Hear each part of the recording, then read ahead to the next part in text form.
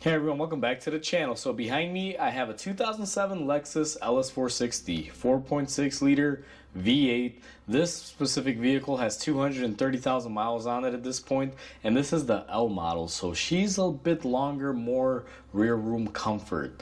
And it's a nice looking car and very well maintained and kept, but unfortunately it has an oil leak. And the vehicle owner brought it in today to have me take a look at it and figure out what's going on. And we've gone ahead, I've diagnosed it. It was actually pretty simple, and I'm going to go ahead and explain in the next clip what I did, what we found, and what we're going to be doing today, and we're going to get into it. But now before we go ahead and begin, if you haven't subscribed to the channel, hit the subscribe button below, smash the like button, helps the channel out. With that said, let's go ahead and get into it. So the vehicle owner calls me up and says, hey, I have an oil leak. Last time I did my oil change, I did it myself. I replaced the filter, but unfortunately the new O-ring for the filter wasn't in the box, or was damaged. I didn't quite, really, it didn't matter basically. It didn't have a new ring. So he told me that he reused the old O-ring from the filter and that it was leaking ever since. So it needs an oil change, and just make sure that will fix the leak. So I was like, okay, no problem. Drops it off, change the oil, clean everything up. No oil underneath. Start the car up and it was leaking. Now initially what I thought, and you guys will see here in the next clip when I show you what's going on with it, I thought that it was possibly the plastic filter cup where the filter sits in that you screw into the oil filter adapter housing on this vehicle, because it was just kind of trickling from the corner. It was really hard to see. So I initially thought that was the issue, but upon further inspection, I took a mirror and a light, kind of got in at an angle, and I can clearly see that the housing is leaking where the oil filter adapter meets the engine block, and apparently there's two O-ring seals there that are a common failure that tend to leak, and that was the culprit. But the way it's leaking from the rings, kind of making its way down and dripping right at the edge of the filter cup where the filter sits in. And I initially thought just because that filter cup was plastic that it might have a crack in it or something, or maybe it was cross-threaded and it was leaking, but it turns out to be the oil filter adapter gasket O-rings. So I've diagnosed it, I verified it, we got approval on it. We're gonna go ahead and do this job today. And before we get into it, if you're working on this vehicle, or you're working on a similar vehicle I should say, and you're going to be doing this job and you're looking at this video for reference, just do note that we are missing some engine covers and some cladding and things that most cars would have, or yours may have. This one does not. It's just basically all those little fancy engine covers and things like that that are typically surrounding the engine bay. So if you don't see that in this video, it's because the owner, I believe, has taken them off because he was trying to diagnose it himself, or at least try to figure it out. But in this video, we don't have any of that. As you guys can see, we pretty much just have an engine bay. So let's go ahead and let me show everyone the leak and how bad it is and what I initially thought versus what it is. We are now looking underneath the vehicle, and we can see we got quite a bit of an oil leak here. Now this is all clean previously, and this oil leak did all this just in, I want to say, maybe 20 minutes of me running the engine just trying to figure out the source of the leak. It looks worse than what it really is on camera, but in reality it's still quite a bit. Now for those of you thinking that this is also very oily here, this is from me wiping it down and cleaning it up. Most of the oils here, even though almost everything down here is shiny. Now this normally would have a screw in it. I took it off, that's why it's missing. And we have our oil filter here, or our adapter. So I just want to give everyone a little bit of a good understanding and visual here. So let me move the camera here nice and gingerly. So when we're looking at this, if I give everyone a better angle, the oil leak is coming from this bottom portion right here. So I initially thought this plastic cap may be over torqued, cross-threaded, or just old, plastic just leaking. Because mainly it's right here. You guys can even see my glove is, well, it's not clean, but you can see my finger is clean now. And if I touch it right here, we have a drip of oil. So I thought it was this back corner here. But if we dig a little deeper, and you guys will see better when I get my covers off here, you can see it has a leak kind of from that split. You can kind of see it. It's very hard to tell, but we will be able to see it here. But I just want to give everyone an idea. So what I'm going to do next is I'm going to go ahead remove all of my under shields here, and I'll give everyone a little bit better access. So about 5 minutes later, we removed our plastic cover, had a bunch of screws and little plastic clips on there.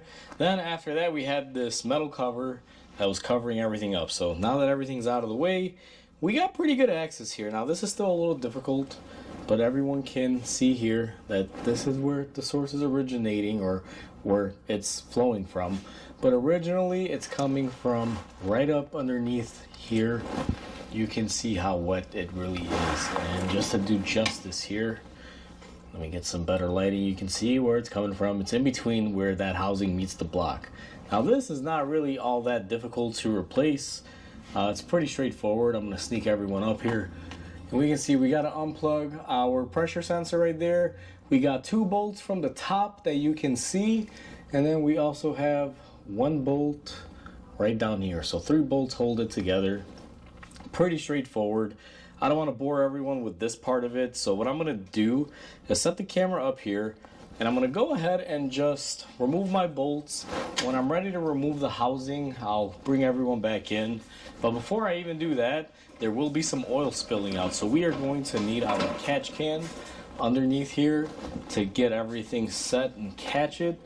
And just so I can give you guys a good idea of hardware, let me go up here and see. I believe these are 12mm fasteners, and indeed they are. Got my camera set up. Where you're going to want to begin is go ahead and unplug your oil pressure switch. We'll get that out of the way. Then I got my ratchet extension, 12mm here. Let me see if I can get in here and crack these babies loose. Now this is a lot easier when there's no camera in here trying to record it, and this is probably the best angle I could give everyone. So if you can't see or I'm blocking you, I apologize, but it's already pretty tight in here. So we're gonna go ahead and crack these loose, and let me go ahead and crack the last one loose here, because I'm probably gonna want to come in here with an electric ratchet instead of trying to loosen all of these one by one, because this subframe is in the way. It's not horrible, it's not a bad job.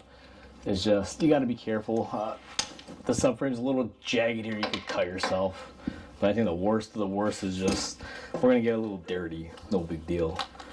So they're cracked loose. Now I'm gonna take my Milwaukee ratchet here, because I don't feel like cranking on these all day. We're gonna get in here. I'm gonna zip these out. So there's one. It's a short bolt. There's 2. Then I'm gonna keep track of these just in case. Reach up here, remove it, and okay, looks like these may all be the same size bolt here. It doesn't seem like it's gonna vary too much. Now we're gonna remove our last one, and same thing. So I think the bolts are all the same. I'm still keeping track of them. So now you want to be careful. This could have fallen on me, but I think it's pretty stuck on there.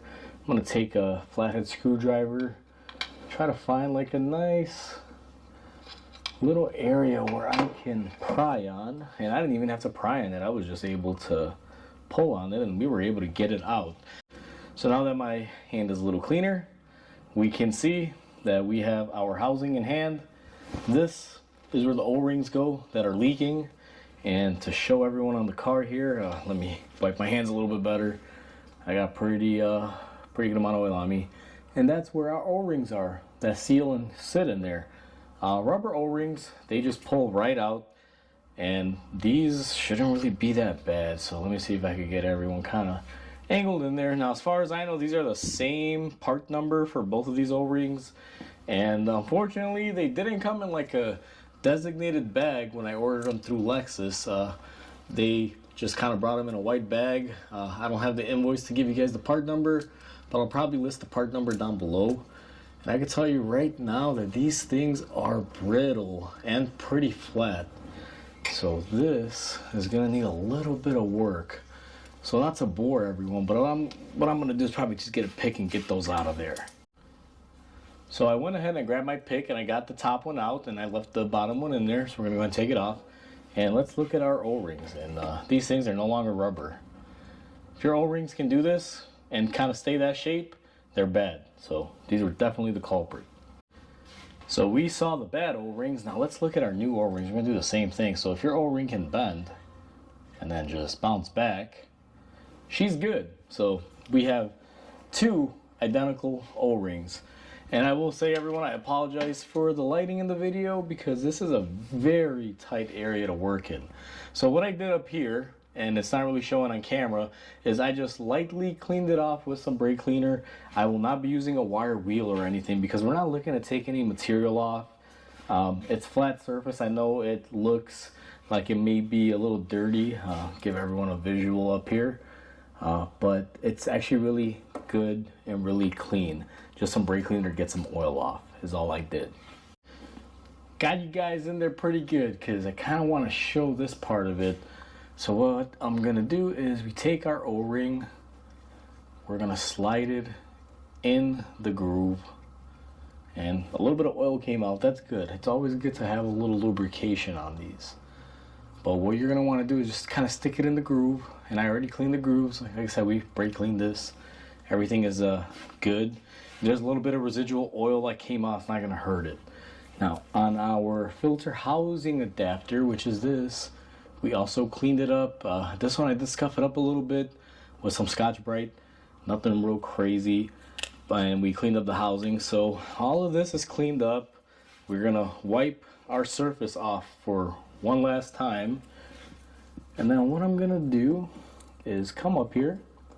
Now I got to get this somewhat lined up here, get a bolt, get it started, and then we're going to take one of our other bolts. And things I do for you guys is blacken my view so you can see what I'm doing.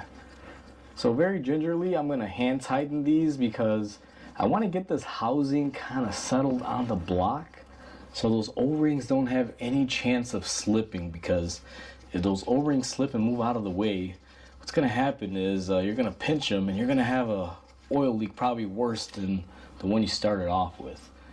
So I got two bolts started. We're going to go ahead and put our third in right now. And I must admit I haven't looked up the torque specs, but I'm going to go ahead and look these up because this is very crucial. I know I always joke around about torque specs and torquing and this and that, but this is one of those vital parts you must torque. So let me go ahead and figure that out and I'll bring everyone back in. So we are ready to torque it, and I must admit it took me way too much time to try to figure out the torque spec for the housing to the block. They don't make it easy in Mitchell, but the answer is 15 foot-pounds. It's took me longer than I want to admit, guys. So what I did was I snugged them up with my wrench. Now we are going to come in here with a torque wrench. Now since we do have our extension, I did give it an extra half a foot-pound here. So instead of 15, I'm at 16 just because of the length of my extension. Usually you got to compensate a little bit, and I don't think it's going to hurt. So I went around them once. Now I'm going to just make a second pass just to make sure that we are golden on them. All right. And now this is our last one to torque. Alrighty, so that is all good right there. I'm gonna go ahead and turn off our torque wrench. So with it being time now, all we have to do is go ahead, put our oil pressure switch back in there and plug it in. And we do have to do some cleaning here. I'm not gonna bore everyone, but we're gonna go up top. We're gonna add some oil because we lost maybe a half a quart, if that. And I'm gonna top it off. I'm gonna go ahead and start it and run it and see if we have corrected our oil leak. So we went ahead and topped off the oil. I did a little bit of more brake cleaning just around this area here to get it nice and dry. So it looks like we don't have a leak anymore. Now this car's been running for about 5 or 10 minutes before I filmed it, or at least we're filming now this clip. But before this, the oil would leak from the center of the block right here where my screwdriver is and get all up in here and come down through the bottom. As of right now, it's been running for a while. There's no leak.